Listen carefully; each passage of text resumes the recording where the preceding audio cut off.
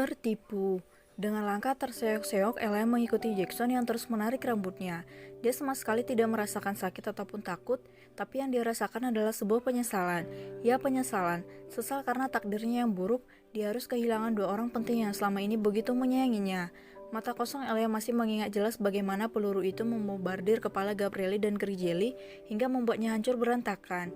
Bahkan percikan darah mereka masih tersisa di wajah dan tubuhnya, semakin membuat Ella merasa sangat amat tertekan. Cepat kau jalan kecil, jangan buang-buang waktuku lagi. Hardik Jack penuh emosi. 7 tahun Jack menantikan saat-saat bisa bersama dengan gadis kecilnya, namun apa yang dia dengar tadi membuatnya gelap mata. Malam ini, Jack akan membuat Eleanor benar-benar menjadi penghuni kerangka besi, bukan lagi untuk ditempatkan dalam sangkar emas yang sudah dipersiapkan. Jack ingin gadis kecil ini merasakan seperti apa rasanya neraka dunia, hidup dalam pesakitan dan juga siksaan tiada akhir. Dari kejauhan, Penry yang diminta untuk menunggu segera datang mendekat.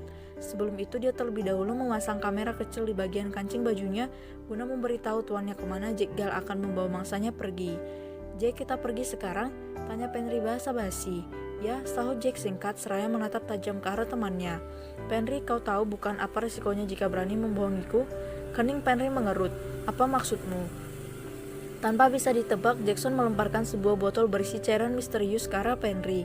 Sontak saja cairan tersebut langsung membuat sebagian tubuh Penry meleleh secara perlahan.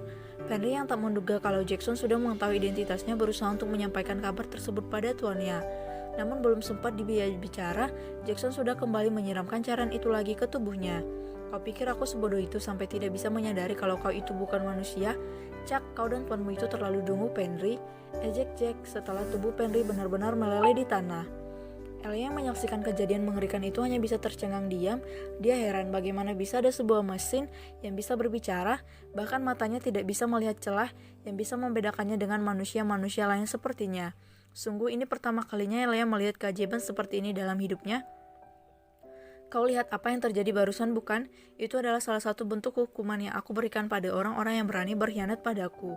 Dan untukmu, sebentar lagi kau juga akan segera merasakannya. Eleanor, kau benar-benar membuatku muak, kau menjijikan." Buk. Ella bagai kehilangan napas saat perutnya dipukul dengan sangat kuat oleh Jackson.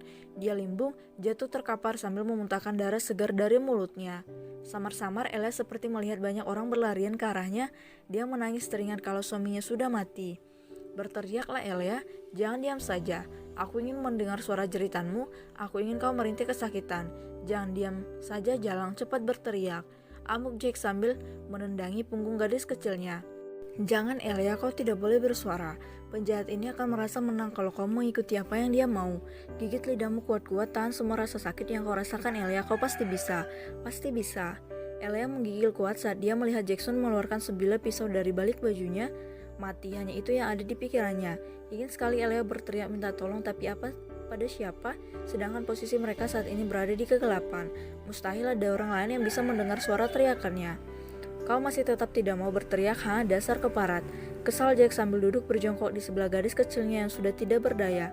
"Baiklah, karena kau tetap memaksa untuk bungkam, maka aku akan mengulitimu hidup-hidup. Akan aku pastikan kau menjerit kesakitan setelah ini. Aku pastikan itu, Elia." "Hah?" Seret. Seperti orang gila, Jackson menggoreskan ujung pisau ke bagian bahu hingga punggung Elia. Dia mengeram marah saat gadis kecil ini masih tetap diam meski wajahnya memperlihatkan raut kesakitan. "Ayo berteriak Elia, berteriak kataku." Kak Iel," lirih Elia dengan suara bergetar. "Lepaskan istriku keparat." Gabrieli menerjang tubuh Jackson hingga membuatnya terpental menabrak batang pohon. Dia kemudian menghambur ke arah istrinya yang terkapar di tanah dengan sebilah pisau yang masih menancap di bahunya. Sebutir air mata lolos dari mata Gabrieli saat mata indah itu terlihat begitu menderita. "Sayang, hei." Ella ingin percaya tapi dia tidak berani. Dia sadar betul kalau suaminya sudah mati tertembak. Sambil menahan suara tangisannya, perlahan-lahan mata Ella terpejam. "Jackson?" Suara raungan Gabrieli seakan memecah keheningan malam itu. Matanya memerah bak siluman serigala menyaksikan istrinya yang sudah tidak sadarkan diri lagi. Saat dirinya hendak bangkit untuk menghabisi bajingan itu, Grigelli datang mencegahnya. "Kak, lebih baik kau bawa kakak ipar ke rumah sakit sekarang juga. Dia terluka parah, bajingan itu biar aku dan Drax yang mengurusnya." Napas Gabrieli menderu. "Berikan dia neraka yang sangat menyakitkan, Jel. Aku tidak terima kalau dia mati dengan cara yang mudah." "Kau tenang saja, Kak. Dia akan segera tahu apa artinya penyesalan karena sudah berani menyentuh menantu keluarga, Ma. Sahut Grijeli sembari menyeringai lebar ke arah Jackson. Tanpa membuang waktu lagi, Gabrieli bergegas membopong tubuh lemas istrinya kemudian membawanya pergi dari sana. Saat dia sampai di mobil, ternyata ayah dan ibunya sudah menunggu. Mereka kemudian menyuntikkan obat ke tubuh Elia untuk menghentikan pendarahan di tubuhnya. Tenanglah Iel, Elia pasti baik-baik saja, ucap Leona menenangkan putranya yang sedang kepanikan. Ayah dan ibu akan menemani kalian ke rumah sakit. Masalah di sini biar adikmu yang menyelesaikan. Tanpa disuruh lagi, Ares segera melajukan mobil menuju rumah sakit. Dia sedikit ngilu melihat luka menganga di bahu nyonya kecilnya. Sementara itu, Jackson sedang berusaha untuk bangkit berdiri setelah tubuhnya terpental menabrak pohon. Dia tidak menyangka kalau dua orang yang dihabisi saat di mobil tadi adalah jenis orang yang sama seperti Penry. Jackson sudah dikelabui oleh Gabrieli dan Grijeli palsu. Sadar kalau posisinya dalam bahaya, dia mencoba mencari celah untuk melarikan diri. Tapi baru saja dia hendak menyelinap di balik kegelapan, terdengar nada suara yang begitu berat dari arah belakangnya. "Jackson, kau mau kemana, Hem?" Preston yang sedang menyender di batang pohon tersenyum manis ke arah pria yang ingin melarikan diri itu. Dia kemudian menoleh ke arah nona mudanya yang terlihat begitu kesal. Nona muda, perintah apa yang ingin nona berikan? Apalagi memangnya, berani menyentuh keluarga Ma itu artinya mati. Tapi Preston, kakakku bilang dia tidak rela jika bajingan ini mati dengan mudah. Bagaimana kalau kau sedikit bermain-main dengannya dulu? Dia kan tak terkalahkan selama ini. Aku jadi sedikit penasaran melihat kepiawaiannya, jawab Grijeli sinis. Jackson menelan ludah, sudah tidak ada jalan lagi untuk bisanya melarikan diri dari tempat ini. Jadi mau tidak mau, sekarang dia harus menghadapi rombongan orang-orang ini sendirian. "Kau jalang murahan, maju kau kalau berani," tantang Jack seraya menodongkan pistol ke arah Grijeli. "Mungkin tadi kalian bisa menipuku, tapi sekarang aku pastikan kalian semua mati di tanganku." Sunyi. Itu yang terjadi setelah Jackson mengeluarkan ancaman, tapi setelahnya tempat itu dipenuhi gelak tawa Preston dan juga Ethan beserta anak buah mereka yang lainnya. Sedangkan Grijeli dan Drax, mereka berdua hanya menyeringai tipis melihat tingkat kepercayaan diri si pembunuh ini. "Brengsek, beraninya kalian menertawaiku. Dor, bawa dia," perintah Drax setelah menembak perut Jackson. "Sayang, bisakah aku mendapatkan bagian malam ini? Bajingan itu biar mereka saja yang mengurusnya, oke?" Grijeli terkekeh. "Kau ini, ya sudah, aku akan mengabulkan keinginanmu, tapi setelah pulang dari rumah sakit, kita perlu melihat kondisi kakak ipar dulu, Drax." "Tidak masalah," sahut Drax santai kemudian merangkul pinggang istrinya untuk meninggalkan tempat itu. Setelah kedua tuannya pergi, Ethan dan Preston mendekati Jackson yang sedang kesakitan sambil memegangi perutnya yang sedang pendarahan. "Cak, sebenarnya kau ini pembunuh macam apa, Jack? Baru begini saja sudah menangis kesakitan. Tidak kusangka ternyata mentalmu itu hanya mental kerupuk. Kau hanya berani menghabisi orang-orang yang lemah saja," ejek Ethan seraya menyepak senjata yang berada di sebelah kaki Jegal. "Keparat kalian semua. Tunggu saja, aku pastikan akan membalas perbuatan kalian 100 kali lipat lebih menyakitkan dari ini. Aku bersumpah atas nyawaku," sentak Jackson dengan napas tersenggal. "Aku tunggu pembalasan itu di kehidupan keduamu nanti, Jack, karena setelah ini Nona Grijeli dan Nyonya Besar Leona akan segera mengirimmu pergi ke pintu neraka," sahut Preston bawa sampah ini ke mobil. "Aku sudah tidak sabar ingin segera mengulitinya." "Baik, Tuan Preston."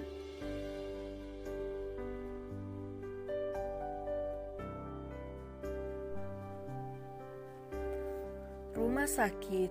Reinhard yang memang sudah siap dengan segala kondisi darurat malam ini terlihat gelisah menanti kedatangan Gabrieli di depan pintu masuk rumah sakit. Dia tidak sendirian, Lepi ada di sana bersama dengan tim medis yang lain. "Rein, kenapa mereka masih belum sampai? Tidak lucu kan kalau mobil mereka kehabisan bensin?" tanya Lepi sembari mengelap ingusnya. "Jangan bercanda, Lepi," serga Reinhard sedikit kesal.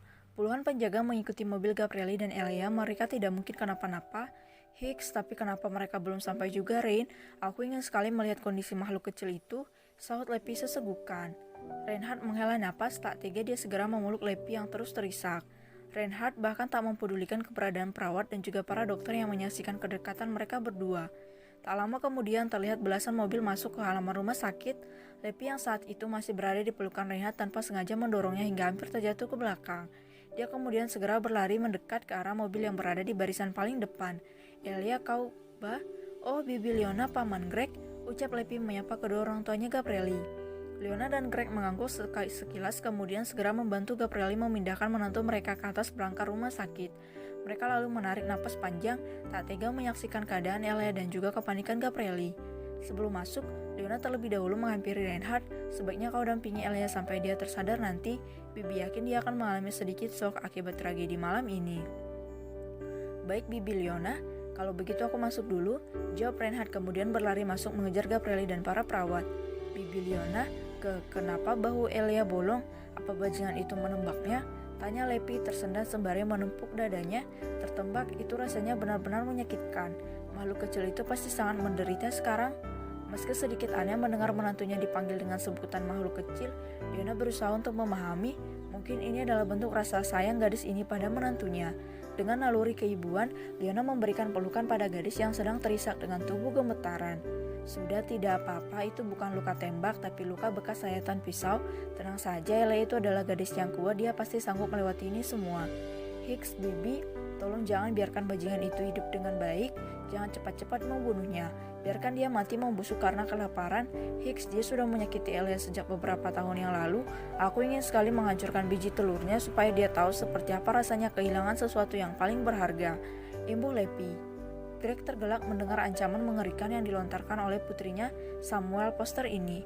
Dia lalu menggelengkan kepala melihat istrinya melirik ke bagian bawah celananya. Jangan usik kedua biji telur kuhon, mereka tidak salah apa-apa. Ya sudah, sekarang lebih baik kita masuk ke dalam. Kasihan Gabrieli, dia sedang membutuhkan banyak dukungan saat ini. Ucap Leona seraya membersihkan wajah Levi dari sisa air mata. Greg, coba kau tanya pada Grizzly, akan dia kemanakan si Jackson jika dia belum membunuhnya?